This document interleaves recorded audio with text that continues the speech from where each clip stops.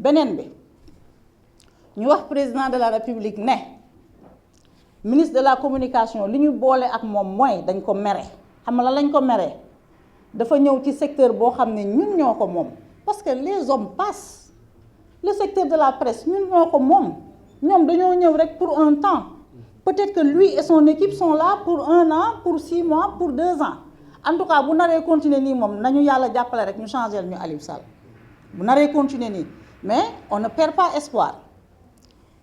ñu ne ko moom dafa ñëw di teg des actes depuis le départ ñu ngi koy ñaan ne ko li ngay def naam mën nañu cee ànd parce que boo ñëwee nga fekk une profession nga nekk da nga koy assainir kan moo ñeme nekk un professionnel nga bañ assainissement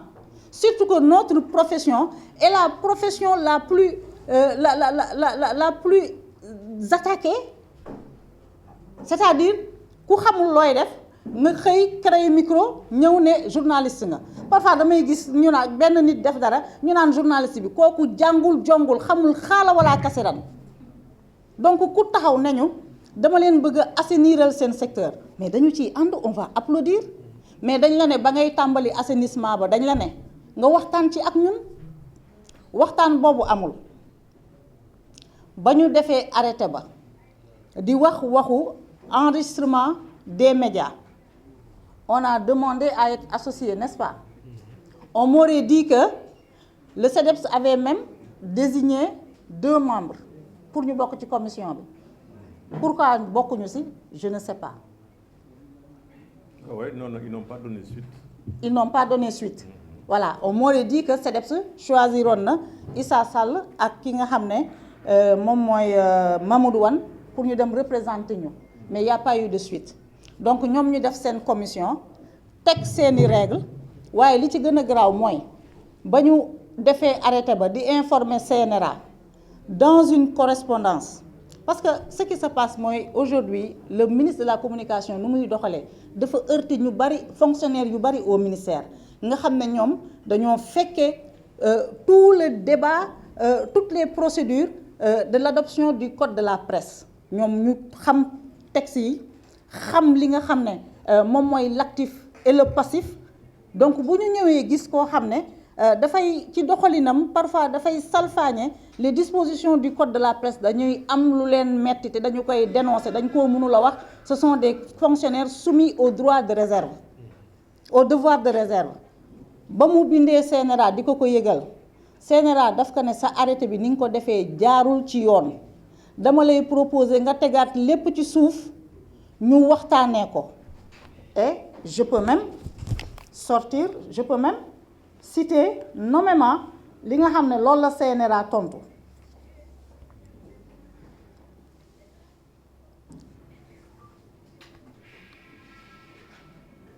CNRA daf ko ne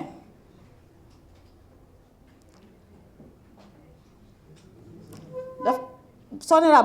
ba ko ministre ba interpellé ci arrêté ba daf ko ne le CNRA signale que le courrier cité en référence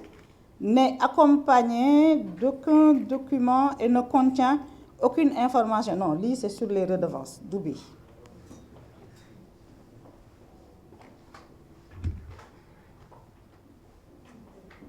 voilà ba mu bindee ministère dafa bind CNRA di ko laaj mu désigner un membre bu war a bokk ci li nga xam ne moom mooy commission bi war a def bi war a saytu enregistrement des médias yi CNRA gannaaw ba mu ko rappeler les dispositions du code de la presse ci ki nga xam ne moom moo am droit moom moo war a nekk le gendarme de l'audiovisuel bu nekkee circulation moom moo war a réguler circulation bi le CNRA lan la ko wax daf ko ne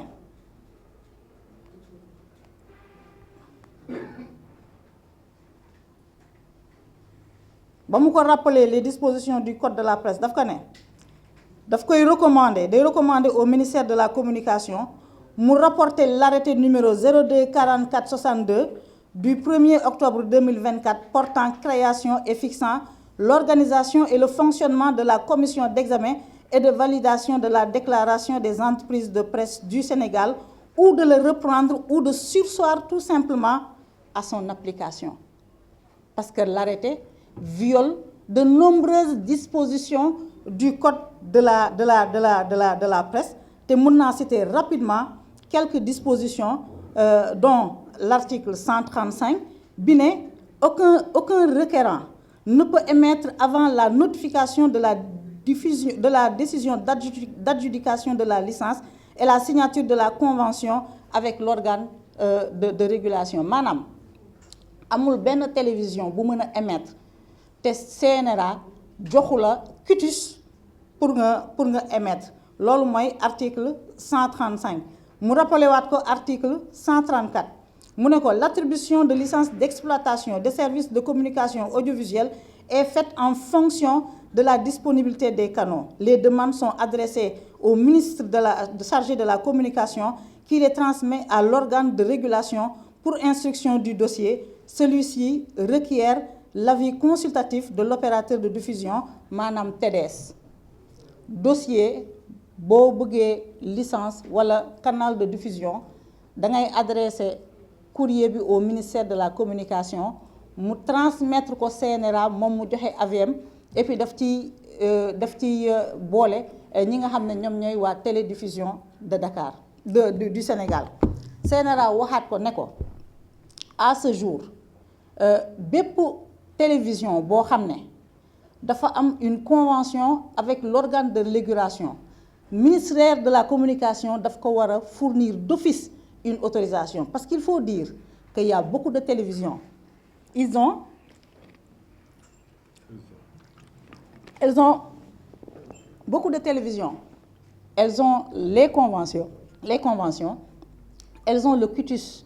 et le go du CNRA elles ont signé les contrats avec TDS mais jotuñu sacrifier au rituel de l'autorisation du ministère de la communication donc CNRA ne ko pour remédier à cette situation-là bépp télévision conventionnée da nga ko war a jox d'office te ministère dafay teg ay règles ba pare di ko violer parce que CNRA adressé na aux médias un courrier bu ñu naan toutes les télévisions conventionnées nañu dem déposer au niveau du ministère de la communication une demande d'existence légale en vue de la signature de l'autorisation par le ministre de la communication et c'était pour un délai de 30 jours. À l'époque, on avait dit au niveau du CEDEPS lii daal piège la. Pourquoi est-ce que ñu war a dem di déclarer waat ci ministère alors que on a pignon sur rue beaucoup de nombreuses télévisions ça fait 22 ans ñu ngi fi. Les télévisions ont sacrifié à ce rituel-là. Donc ministre de la communication dafa ignorer tout ce qui est injonction du CNRA ci wàllu boobu dem teg arrêté am cet arrêté ñun songu nañu ko fële nga xam ne mooy au niveau de la Cour suprême ñu ñëw ci li nga xam ne moom mooy wàllu redevance bi pour montrer que ministère de la communication moom démarche unilatérale la am nekkul dans une dynamique de concertation te dans une lettre bu ko CNRA adressé CNRA mu ngi koy invité à apaiser le secteur et à ouvrir un dialogue des concertations pour que ñu mën a trouver des solutions mu adressé ko une lettre di ko naan dafa bëgg a xoolaat li nga xam ne moom mooy redevance yi waa CNRA ne ko redevance yi dañu ko commission tripartite moom moo ko fixé muy ministère de la communication muy le CEDEPS ak l'organe de régulation balaa nga ciy def dara da nga war a dem laaj l'avis de l'organe de régulation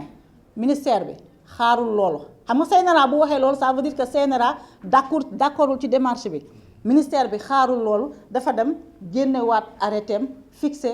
li nga xam ne moom mooy les redevances alors que muy cahier de charge yi ñu signé en 2021 muy convention yi ñu signé en 2021 avec le CNRA dañu ko toog liggéey ko point par point phrase par phrase dañu ko construire brique par brique ça nous a pris presque 1 mois entre ñun CNRA président Babacar Diagne mi ko jiite woon ak le ministère de la communication donc loolu bu amee boo ñëwee nga bëgg a def ay réformes dans le secteur mais da nga ci àndaat ak ñi nga xam ne ñoom ñoo nekk ci secteur bi ñun lii lañ koy reprocher parce que ci wàllu arrêté bi mu teg pour l'enregistrement des médias mais tous les gens qui se sont enregistrés ils se rendent compte que il y a des dispositions qui ne sont pas conformes au code de la presse mais terewul ministère bi dafa continuer dans sa volonté mu invité à un atelier sur la réforme du code de la publicité ñaata yoon ay année ñu ngi naan nañu réformer le code de la publicité ñun ñoo ko njëkk a wax ñun ñoo ko gënoon a bëgg parce que code de la publicité ni mu taxawee dafa défavorable pour les entreprises de presse privée mais bu demee bay def atelier yaa xayti mais invité le CEDEPS bu ñu waxee ñu ne ñu invité nañu CAP man nag je veux bien comprendre quand on invite la CAP pourquoi le CEDEPS n'y va pas ñun fekkeewuñu on nous a pas adressé de correspondance les choses se sont faites sans nous dafa am maxime bu ne tout ce qui se fait sans moi se fait contre moi parce que ñun ñoo moom secteur des médias bu amee bépp décision buñ ci war a jël dañ ci war a concerté wu ak ñun même bu fekkee ne on reconnaît du point de vue de la loi que le dernier mot revient au ministre de la communication et le ministère de la communication mu ngi continuer dans cette dynamique de démarche unilatérale et sectaire di continuer ay activités am mu laisser en marge ñi nga xam ne ñoom ñooy les professionnels des médias lii moo ñu boole ak moom ñun ba ñu ne dañ ko adressé demande d'audience ñoom dañ ko weddi nee nañ jotuñu demande d'audience nous on va sacrifier au formalisme à la française ndax ñoom ay France naabe la ñu xam naa dinañ leen bind lettre dinañ ko bind lettre ne ko dañoo bëgg a waxtaan ak yow bu ñu tontoo daañu dem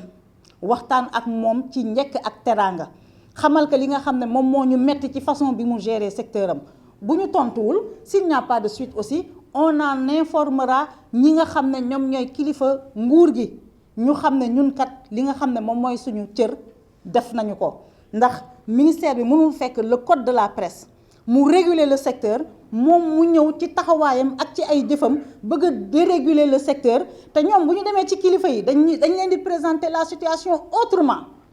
bu ñu demee ci kilifa yi dañ naan non ñoom dañ leen wax ñu enregistré wu ñu bañ bëgguñu respecter le règlement ils veulent continuer à piétiner li nga xam ne moom mooy les textes loolu amul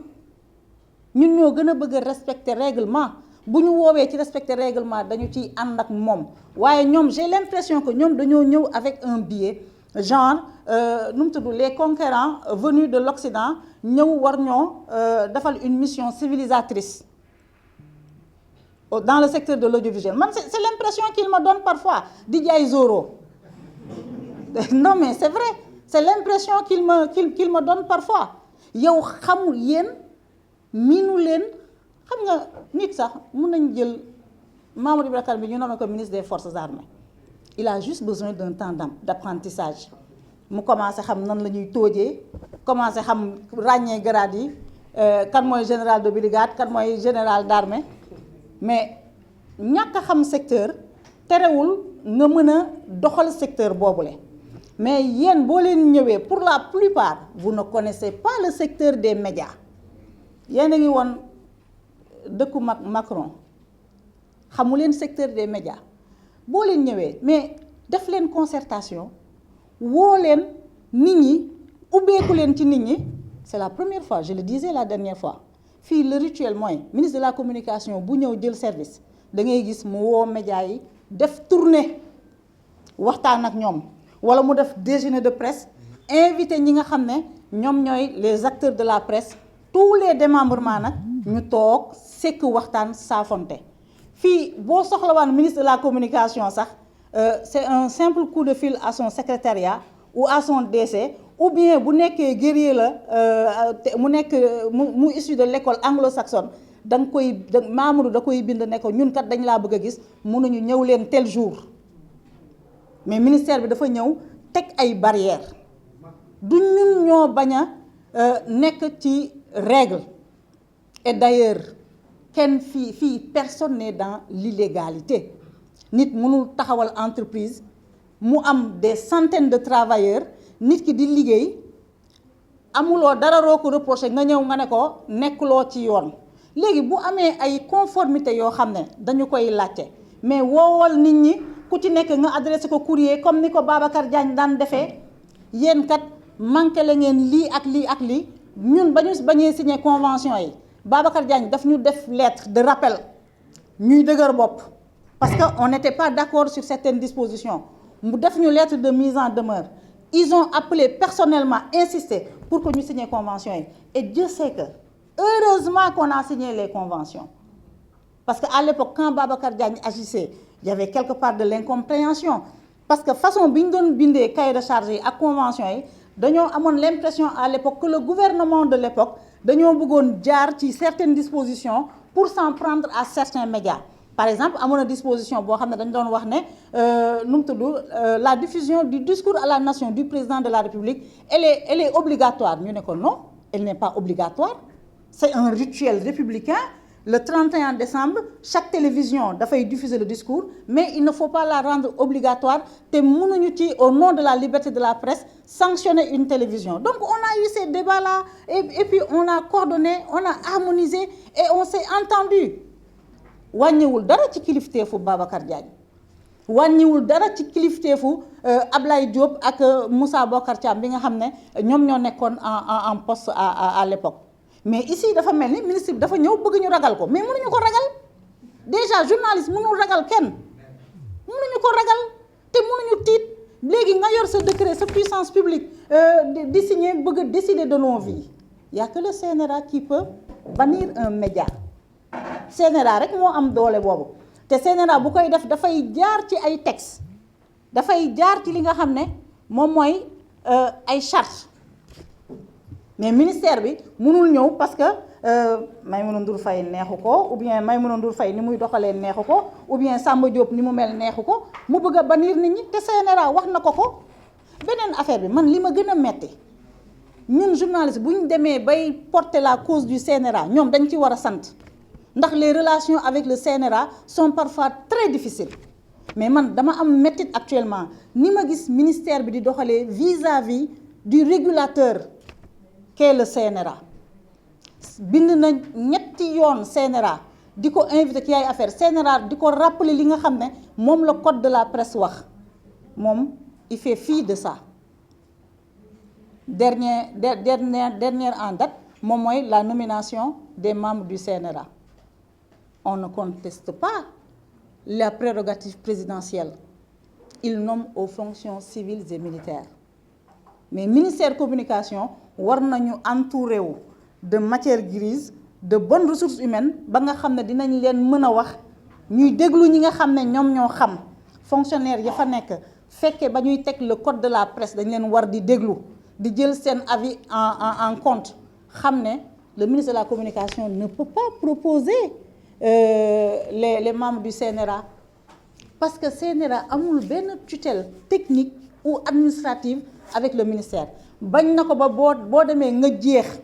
li nga xam ne moom mooy budget ministère de la communication doo fa fekk budget CNRA dafa am autonomie de gestion loi bi moo ko tëggee noonu protéger le président protéger les membres ba nga xam ne dina mën a agir en toute liberté et en toute indépendance yow nga ñëw nga nekk ministère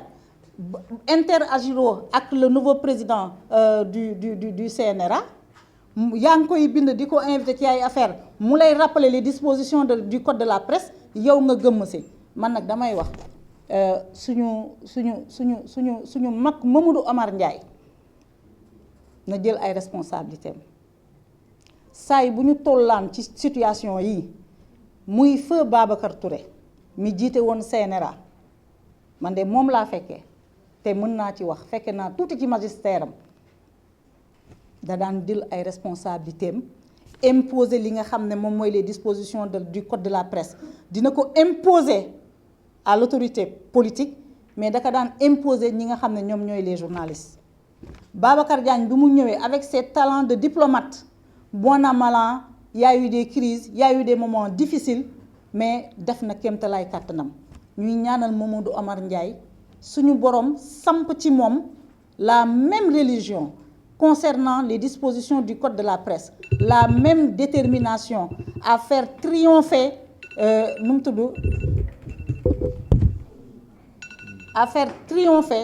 li nga xam ne moom mooy les dispositions du code de la presse mënuñu continuer di bàyyi ministère wala boog mu génn def sortie rappeler publiquement le ministère à l'ordre mënuñu continuer di bàyyi le ministère de la communication muy violer les dispositions du code de la presse et puis ñu rappeler leen boo ñëwee sax ci secteur nga ñëw fekk secteur bi am problème nga ñëw fekk secteur bi bari jafe-jafe boo nekkee un visionnaire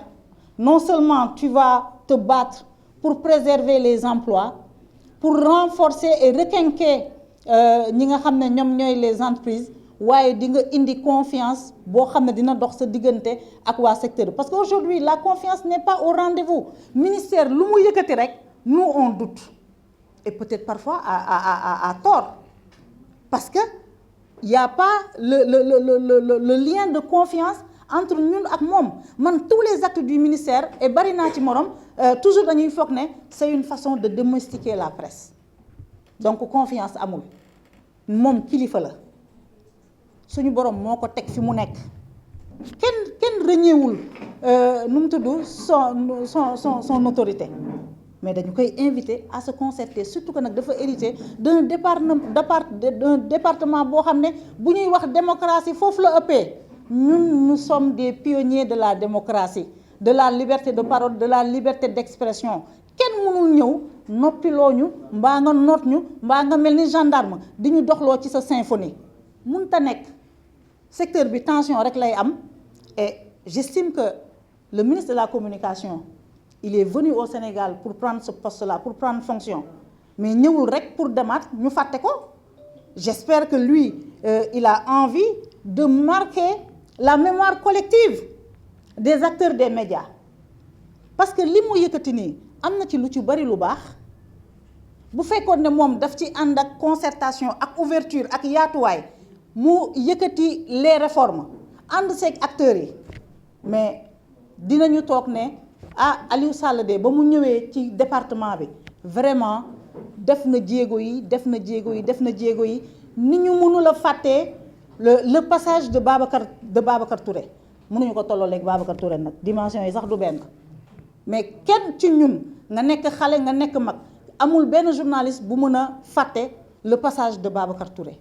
parce que c'est un homme qui a su prendre ses responsabilités qui a marqué le Sénégal en tant que journaliste en tant que patron de médias en tant que acteur de la presse mais qui nous a marqué aussi en tant que président du CNRA Babacar Touré daf lay woo remettre la à l'ordre daf la un rappel à l'ordre nanguwul jël directement sanction mais ministre de la communication boo ñëwee ci secteur na inspiré wu de ces hommes là Mamadou Omar Ndiaye mais daf ko war a woo waxtaan ak moom concerté wu ak moom ñuy waxee ci benn kàddu il y a possibilité que CNRA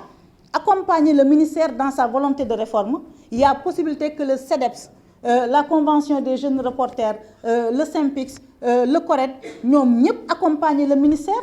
pourquoi pas mu inviter ñu à un séminaire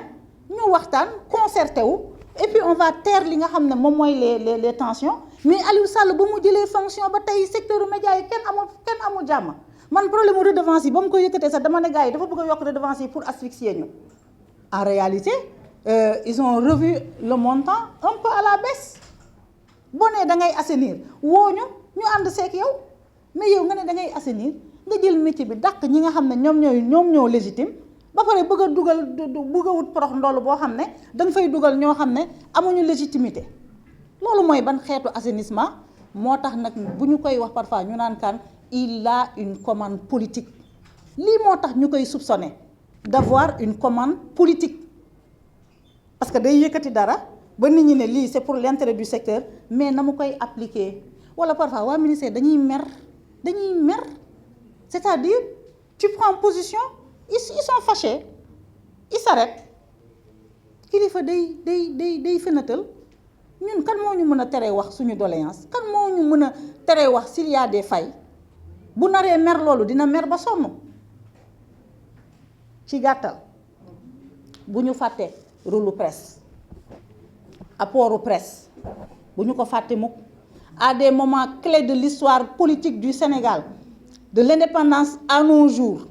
génération de journalistes qui se sont succédés ku ci nekk da nga indi sa apport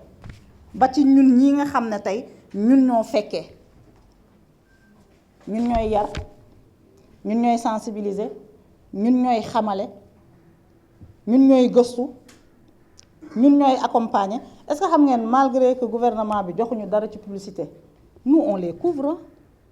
parce que suñu devoir là de participer à la vulgarisation des politiques publiques pour le bien des populations sénégalaises. Ñun ñu ngi def suñu devoir